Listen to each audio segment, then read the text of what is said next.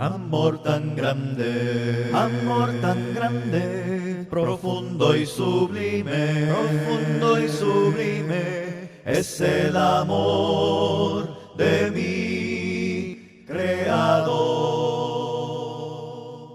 El tema de esta noche se titula Los propósitos de Dios para su iglesia, que podríamos decirlo también ¿cómo se llama? De otra forma, como una iglesia con propósito, ¿verdad? O sea, se puede decir de las dos formas. Y yo voy a tratar, hermanos, con la ayuda de Dios, de exponer en base a, a lo que Dios me permita, en base al conocimiento de la palabra, que Dios me permita guiarlos, como también en base a la experiencia que he tenido en estos años, ya en varios años, varios abriles, ¿verdad? Trabajando en el ministerio. Muy bien. Ah, Hoy vamos a comenzar, hermanos, y vamos a tratar de iniciar este tema y lo vamos a tratar de ver desde las raíces. La Biblia nos enseña, ¿verdad? Como un libro sagrado, como un libro de sabiduría, nos enseña que todo lo que Dios hizo tiene un propósito específico. Y eso es lo que dice Hebreos capítulo 16 en el versículo, perdón, Proverbios 16:4. Dice Proverbios en el capítulo 16, en el versículo 4, dice así, y lo voy a leer en la Nueva Traducción Viviente, dice así: el Señor ha hecho todo para sus propios propósitos. Incluso dice al perverso para el día de la calamidad. Hay otra versión que dice todo lo que Dios ha hecho tiene un propósito y aún al malvado para el día de la calamidad. Fíjense qué interesante. La Biblia enseña de que todo lo que Dios hizo, hermanos, todo tiene un propósito.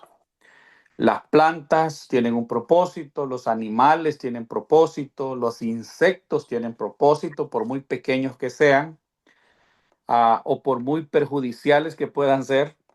Todos los seres vivos, hermano, y eso nos incluye a nosotros, tenemos un propósito. O sea, nada de lo que se ha hecho en la creación, dice la palabra del Señor que cuando Dios terminó la creación, Él dijo que todo lo que Él había hecho era bueno en gran manera.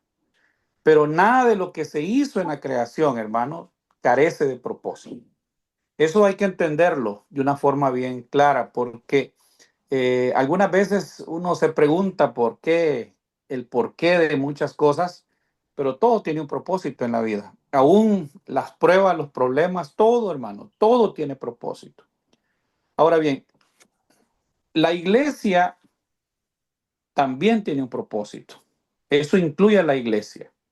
La iglesia ha sido establecida bajo 5 propósitos por los cuales el Señor estableció para la iglesia. La iglesia ha sido creada para moverse en estos 5 propósitos, que es lo que exploraremos a lo largo de las semanas, porque hoy solo vamos a hacer la introducción y vamos a hablar de algunas cosas que son fundamentales para entender estos propósitos.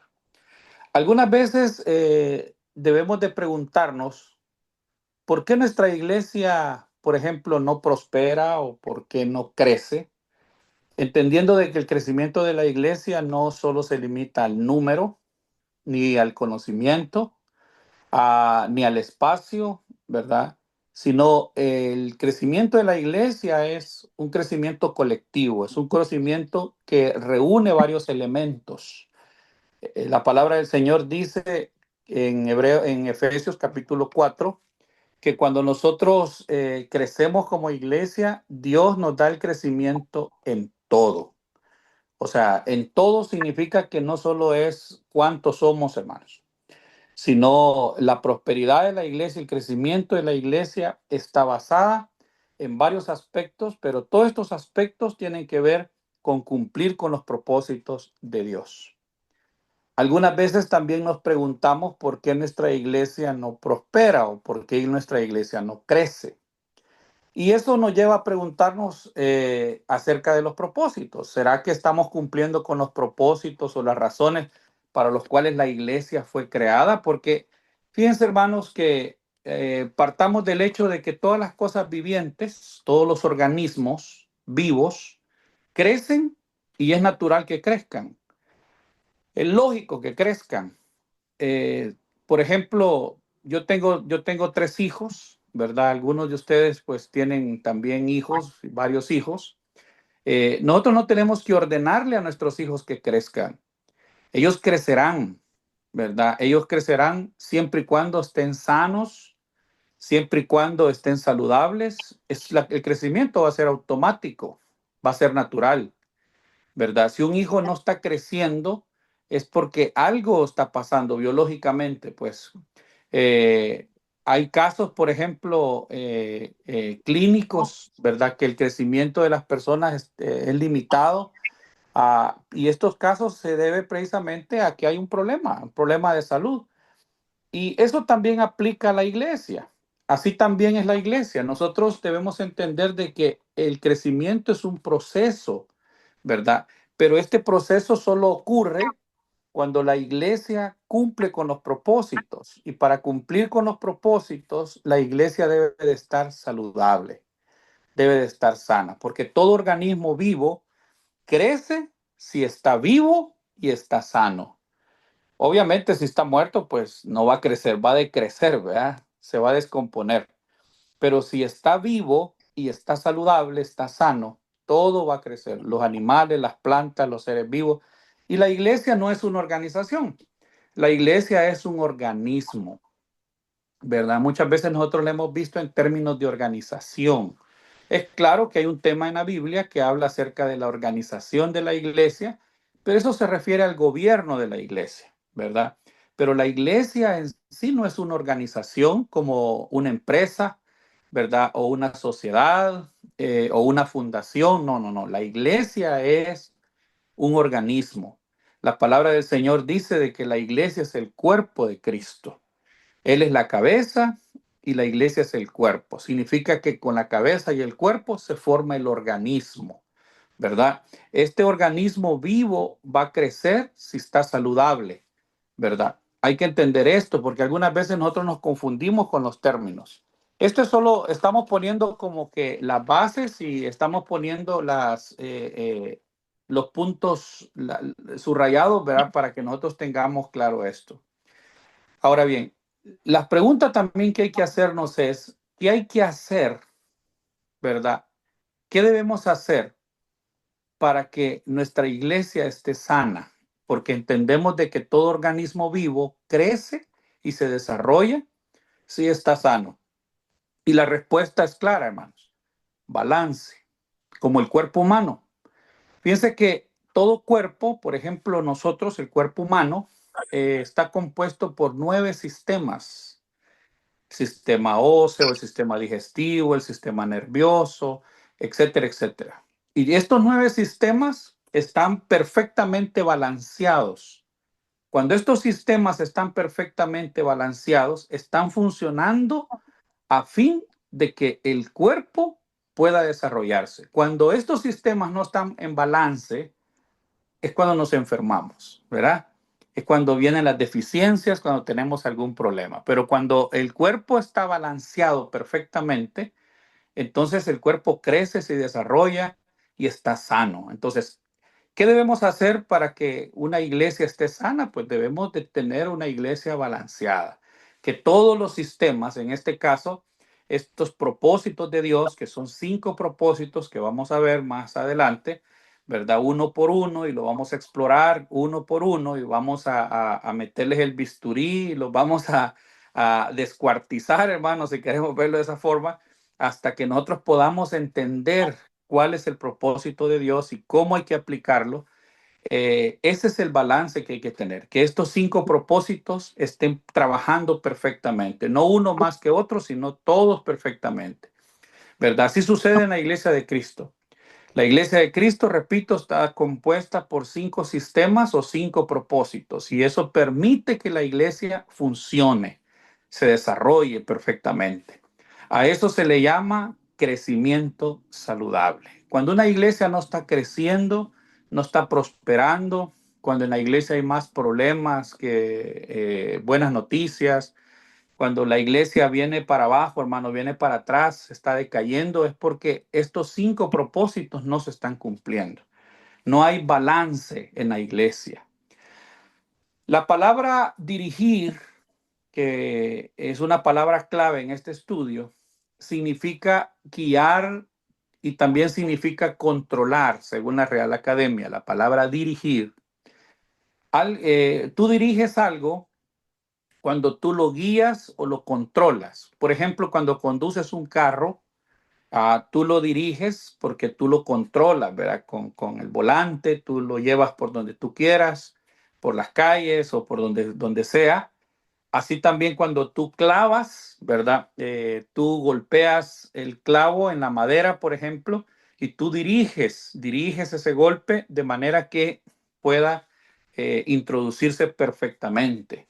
Ahora bien, debemos entender de que también en la iglesia hay algunas veces casos, hermano, donde hay fuerzas que están dirigiendo la iglesia.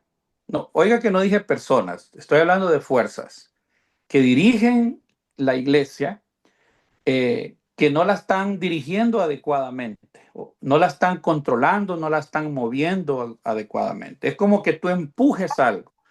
La iglesia debe de ser empujada por los propósitos de Dios, que son 5.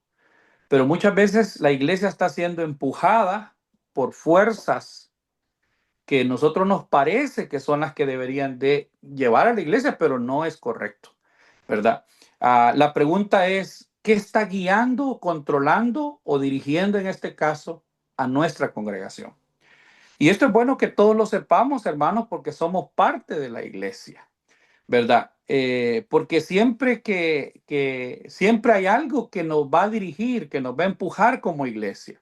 Y si no son los 5 propósitos establecidos por Dios, entonces cualquier otra cosa que no sean estos propósitos, las vamos a identificar como fuerzas que están controlando la iglesia, pero no la deberían de controlar, ¿verdad? No deberían de hacerlo.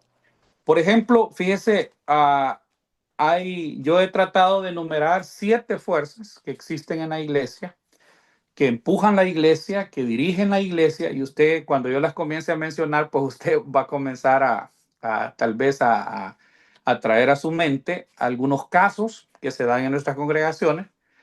Y estas 7 fuerzas, la primera, yo le he llamado la tradición. ¿Qué significa ser movidos por la tradición? Esto es cuando alguien dice siempre, ¿verdad? Pero es que siempre lo hemos hecho así. Es cuando ya tenemos esquemas, prototipos, ya tenemos formas de hacer las cosas y esto se vuelven tradiciones, ¿verdad? Es nomás repetir y repetir, es perpetuar el pasado, porque así lo aprendimos y ya no podemos cambiarlo. Por ejemplo, hay cosas bien sencillas en la iglesia que se vuelven tradición. Nosotros somos bien tradicionalistas. Por ejemplo, nuestros servicios de adoración son bien tradicionalistas, ¿verdad? Siempre comenzamos con una oración, luego cantamos 3 alabanzas, luego viene la predicación, luego oramos y luego nos despedimos. Pero ¿qué pasa si un día comenzamos con cantos y no oramos? No va a faltar quien diga, hermano, ¿y la oración?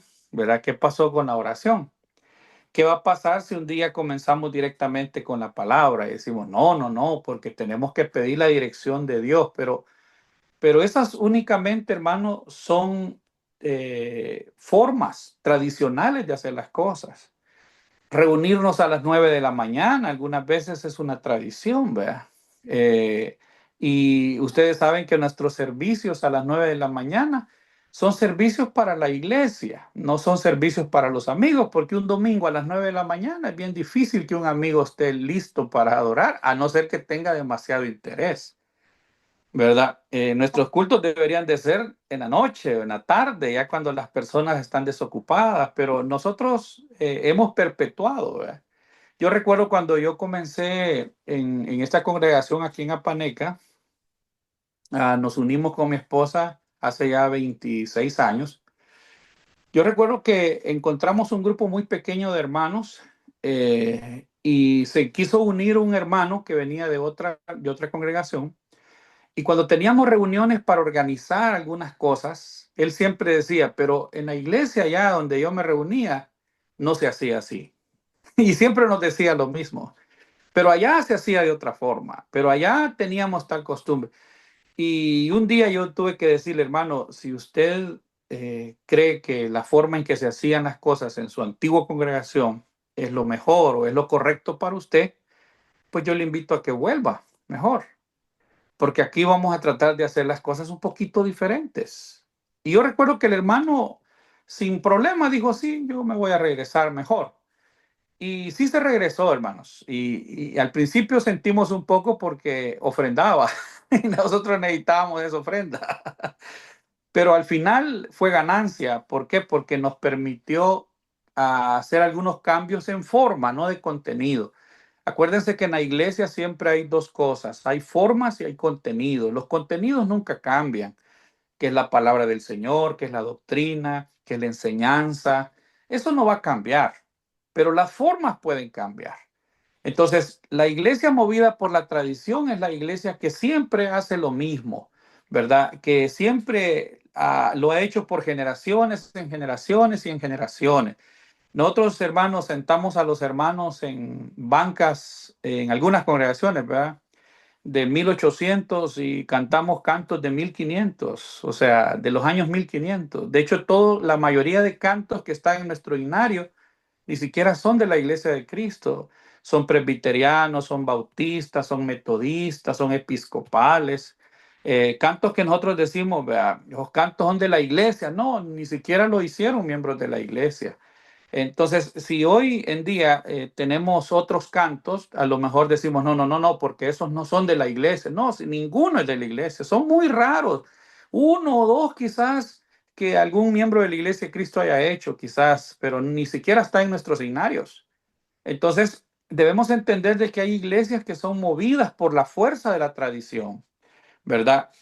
Aquí se reúne la iglesia de Cristo y si no le ponemos aquí se reúne, hay un problema, ¿verdad? Porque si le ponemos iglesia de Cristo nada más, porque tradicionalmente siempre hemos puesto aquí se reúne, vamos a decir que la iglesia es el edificio y entonces ahí vamos a meter en problemas. O sea, son cosas, hermano, que no tienen sentido, pero que son tradicionales. El vestuario, ¿verdad? Muchas veces el usar una corbata o el usar un traje, o sea, hay cosas porque suceden estas cosas. Entonces, hay iglesias movidas por la tradición, hermanos, y cuando la iglesia es movida por la tradición, es una fuerza que no es un propósito de Dios, ¿verdad? Por ejemplo, hoy en día en nuestra congregación nosotros estamos cantando ya no con los himnarios, sino con una aplicación que está en el teléfono, que es el himnario mismo. O estamos leyendo la Biblia en diferentes versiones, pero si no se lee en la Reina Valera, pues entonces nosotros decimos, no, no, no, esa no es nuestra Biblia, ¿verdad? O leer la Biblia en el teléfono, en una tablet o en una computadora. Entonces, no, es que lo correcto es llevar el libro, ¿verdad? El libro. Los que somos tradicionalistas llevamos el libro. No, hermanos, esas son tradiciones nada más, ¿verdad? Que no aplican en algunos aspectos, en algunos lugares. Entonces, la primera fuerza que mueve una iglesia, pero que no es propósito de Dios, es la tradición. La segunda son las personalidades, hermano. Hay personas que tienen una personalidad, vamos a decirlo así, valga la redundancia, muy fuerte. Y estas personas son las que dirigen la iglesia. Es tan fuerte, hermano, que todo gira alrededor de ellos, ¿verdad? Si lo dice el hermano fulano, pues sí, ¿verdad? Si lo dice el hermano, lo hacemos. Si no lo dice, no lo hacemos. El problema es, hermano, cuando esta persona se va de la iglesia o cae de la gracia o se muere.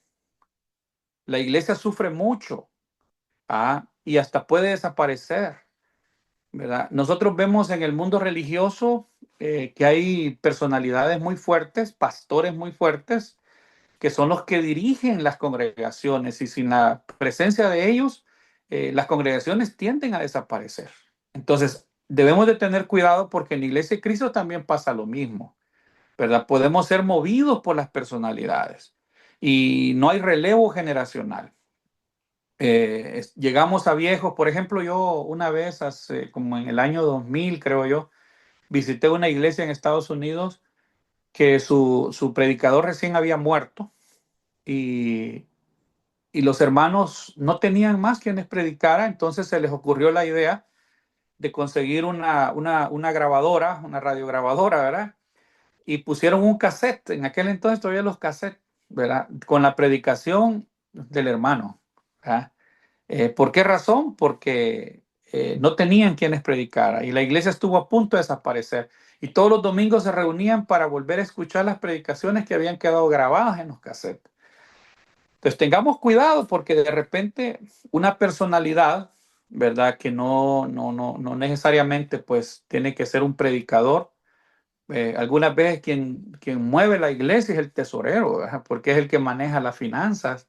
Y si el hermano dice no, no, ¿verdad? Yo, hermano, he estado en muchas congregaciones a lo largo de mi experiencia ministerial. He tenido el privilegio de participar en el establecimiento de 8 iglesias a lo largo de mi vida.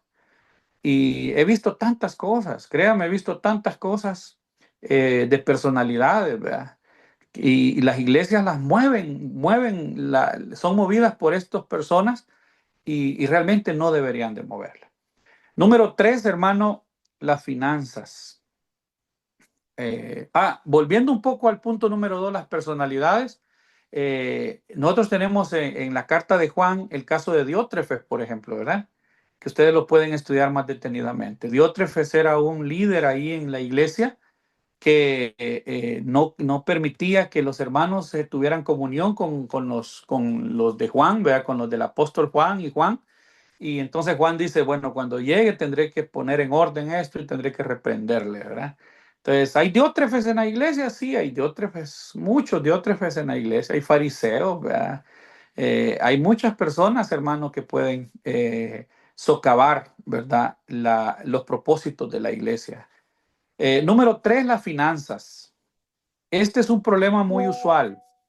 En casi todas partes, hermano, donde yo he visitado y he estado, el problema es que nunca hay recursos porque no hemos aprendido a ofrendar. Todavía estamos peleándonos, ¿verdad? Por el diezmo y la ofrenda. Todavía no sabemos, decimos que la ofrenda es más que el diezmo, pero nunca ofrendamos como el diezmo, ¿verdad? O deberíamos, por lo menos el 10% deberíamos de poner aparte como ejemplo del pueblo de Israel. Pero igual, ese es otro tema y otro día lo trataremos.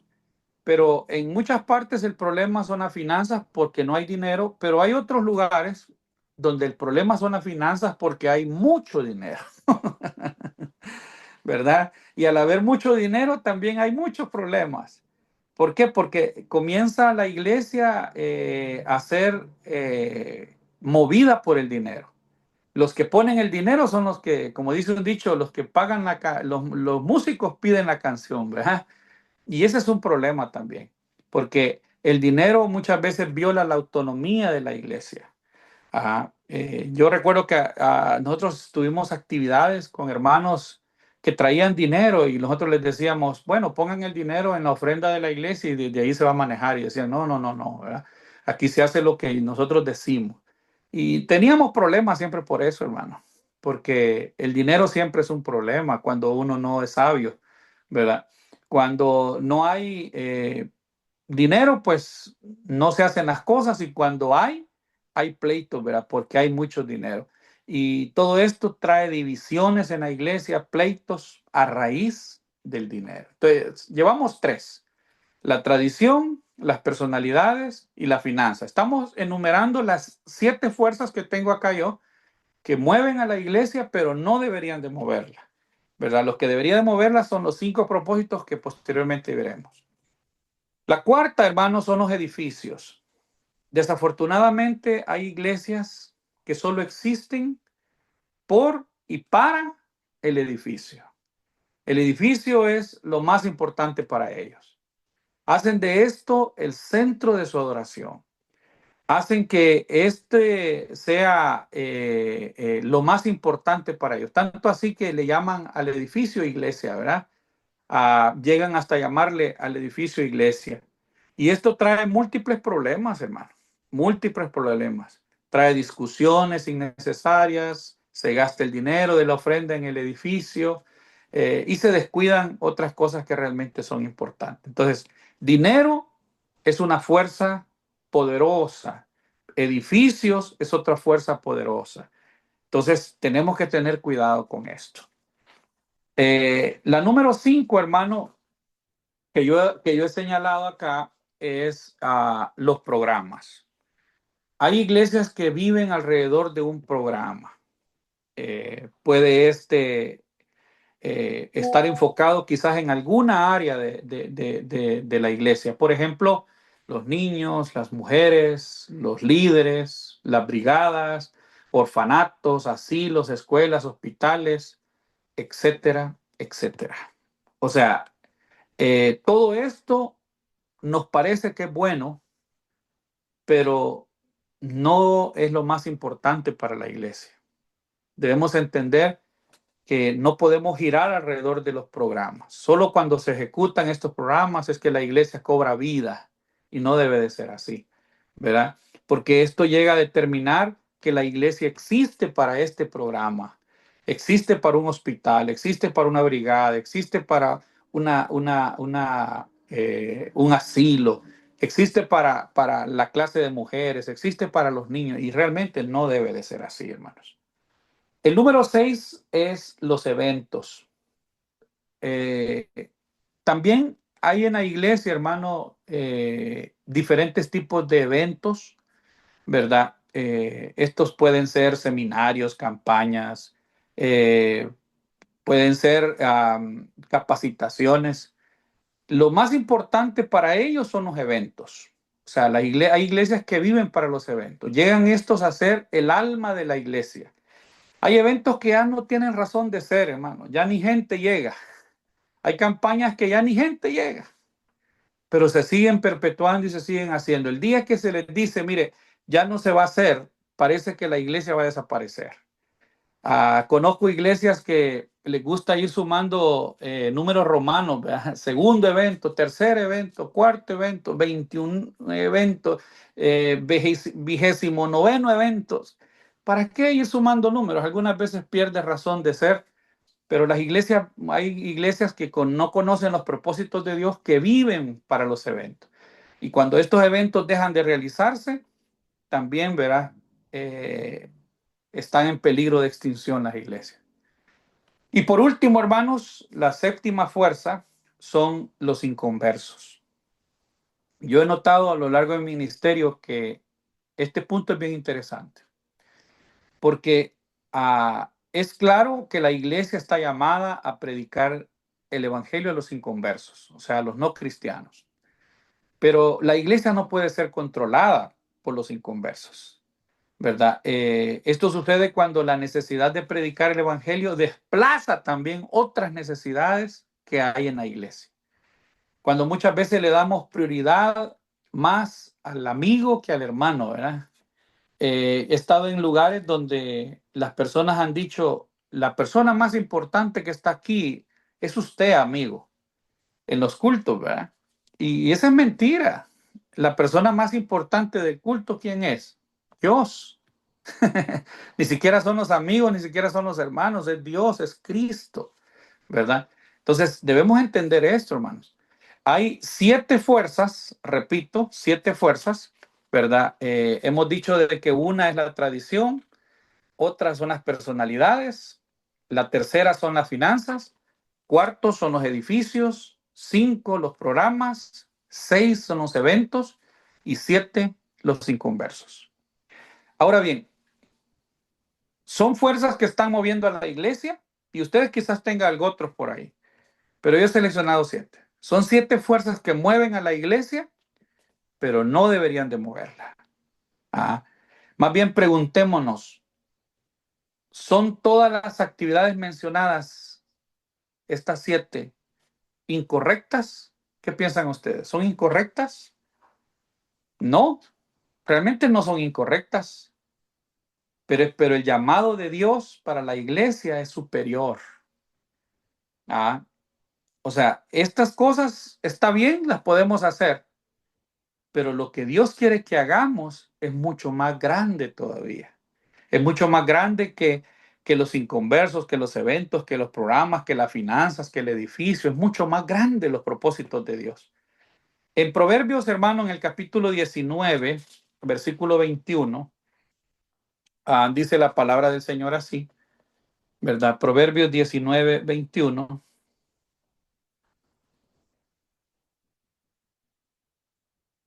Dice, a ver, Víctor, si lo puedes leer en la Reina Valera, yo lo voy a leer en la Nueva Traducción Viviente también. La Reina Valera, por favor. Dijo Proverbios 19:21. Sí, por favor. Dice Proverbios 19:21, muchos pensamientos hay en el corazón del hombre, mas el consejo de Jehová permanecerá. Muy bien. Dice esta versión, puedes hacer, dice, todos los planes que quieras. Y dice otra versión, puedes tener todas las ideas que quieras, pero el propósito del Señor siempre prevalecerá. Miren qué interesante. ¿Esto qué significa, hermanos? Significa que aunque tengamos muchas buenas ideas para la iglesia, muchos buenos planes para la iglesia, los propósitos de Dios son siempre mejores, son siempre eternos, ¿verdad? Todo lo demás puede ser bueno, pero va a desaparecer un día. Como Jesús dijo allá en Mateo capítulo 16, versículo 18, y a ti te digo, dice que tú eres Pedro, y sobre esta roca edificaré mi iglesia. Y dice, y las puertas del Hades no prevalecerán contra ella. O sea, en otras palabras, esa iglesia vivirá por siempre. ¿Por qué? Porque los propósitos de Dios son eternos. Pero lo que también dice ese pasaje son dos cosas. Que la iglesia es algo que se tiene que edificar, se tiene que construir. Y dos, que quien la construye o la edifica no es el hombre, es Dios. Pero también, hermanos, Dios utiliza las manos de sus siervos, usa los instrumentos para poder edificar la iglesia. Fíjense, no se la deja a los hombres, pues, sino que Dios quien edifica, pero Él tiene el plano. Él tiene el plano madre, el plano maestro. Él dice cómo debe de ser edificada. Y para eso los voy a invitar a que vayan a Primera de Corintios en el capítulo 3. Primera de Corintios en el capítulo 3 dice la palabra del Señor así. Vean qué interesante. Primera de Corintios capítulo 3. Voy a leerlo yo en la Nueva Traducción Viviente para comparar. Si ustedes tienen otra versión, comparemos, no hay problema.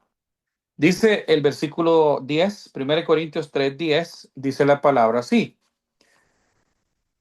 Dice, por la gracia que Dios me dio, yo puse los cimientos, dice Pablo, como un experto en construcción. En la Reina Valera dice como perito arquitecto, como un experto en construcción. Ahora otros edifican encima. Pero cualquiera que edifique sobre este fundamento tiene que tener, ¿qué dice? Mucho cuidado.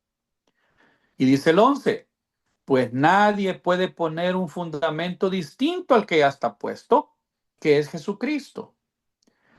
Así que el que edifique, dice el 12, sobre este fundamento, podrá usar una variedad de materiales. Miren qué interesante esto, hermanos. El fundamento de la iglesia es Cristo. Eso ya está claro. El que construye encima de Cristo la iglesia, ¿verdad? Acuérdense que la iglesia somos nosotros, dice el apóstol Pedro que nosotros somos los ladrillos, ¿verdad? Las piedras vivas que van siendo edificadas. Dice que puede usar diferentes tipos de materiales. podrá usar, dice, una variedad de materiales. Dios le da opción de que usted elija los materiales. Por un lado está el oro, la plata, las joyas. Por otro lado está la madera, el heno o la paja. Y la hojarasca, ¿verdad? Y la paja. Y dice el 13, pero el día del juicio, el fuego revelará la clase de obra que cada constructor ha hecho. El fuego mostrará si la obra de alguien tiene algún valor. Si la obra permanece, ese constructor recibirá una recompensa. Pero si la obra se consume en el fuego, el constructor sufrirá una gran pérdida. El constructor se salvará, pero como quien apenas se escapa atravesando las llamas. Mire qué interesante esto. Este es un texto muy poderoso. Note que Dios dice que usa constructores. Y el constructor que somos nosotros, hermano, podemos usar diferentes tipos de materiales para construir la iglesia. Esto es una alusión directa al ministro, ¿verdad? A los pastores. Pueden usar oro, plata o piedras preciosas. O puede ser que usen madera, ¿verdad? Heno o jarasca. Cuando el fuego venga, los metales, por ejemplo, como el oro, la plata y las piedras preciosas, esos van a perdurar. Pero la madera, el heno y los hojarascas se van a quemar porque el fuego es la que lo va a probar. Está hablando de la prueba. Fíjense, hermanos, Dios utiliza el fuego para probar la durabilidad de la iglesia. Muchas veces nosotros pensamos que Dios lo que quiere es las cantidades de personas, el número de personas. No, Dios quiere la permanencia de la iglesia, ya sea con los que comenzaron o con los que llegaron al final. Los últimos serán primeros y los primeros serán últimos. Dios lo que quiere es que la obra en ese lugar permanezca, ya sea que tenga los mismos miembros, tenga nuevos miembros, unos se van, otros se quedan, como quiera, hermanos. Pero es la permanencia la que Dios premia. ¿Estamos claros en eso? Ahora bien, algunos materiales son durables, otros no, ¿verdad? Pero el resultado es que la obra permanezca. Pero lo más importante es lo que dice el versículo 6. Dice, yo planté la semilla, dice Pablo, en los corazones. Apolos la regó, pero Dios es quien la hace crecer. Ni el que planta ni el que riega son tan importantes como el que la hace crecer. ¿Y el que la hace crecer quién es?